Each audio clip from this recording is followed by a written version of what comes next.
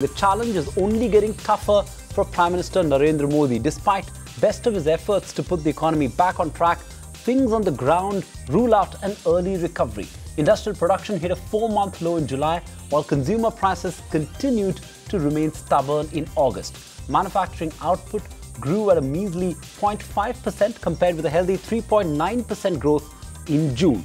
The all-important consumer inflation edged down to 7.8% in August, thanks mainly to a fall in fuel prices. Some are taking comfort from the fact that the price rise is within the central bank's comfort level, but most believe that in the absence of a steady declining trend, an interest rate cut is virtually ruled out for the rest of the fiscal. With growth failing to build momentum and no let-up in inflation, it's a double whammy for corporate India, which means Modi and his team will have to work even harder to keep the sentiment upbeat. A surprising 5.7% growth in the first quarter is all it took for the government to declare that. Turns out the wait for Achhe Din is going to be painfully long. Industry output for the month of July has come in at 0.5%. That's way below the 3.9% growth seen in June and even sharply lower than the street estimates of 1.95% growth.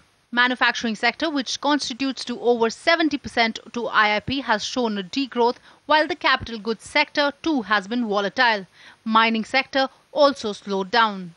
I personally would not read too much into 1 month's figure. There is no doubt in our mind that there is a feel-good sentiment in the country. I think to translate into actual action on the ground may take a few more months. While growth disappointed, inflation too remained stubborn.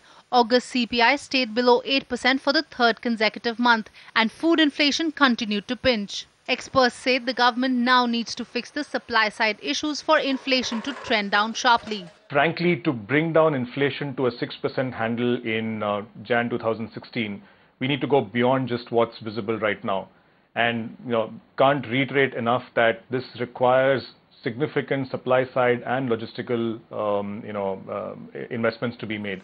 The disappointing factory output data could put pressure on the central bank to ease its monetary stance. But with retail inflation at 7.8%, experts believe the governor will opt for a status quo in the policy review. Ruchi Bhatia, ET Now, New Delhi.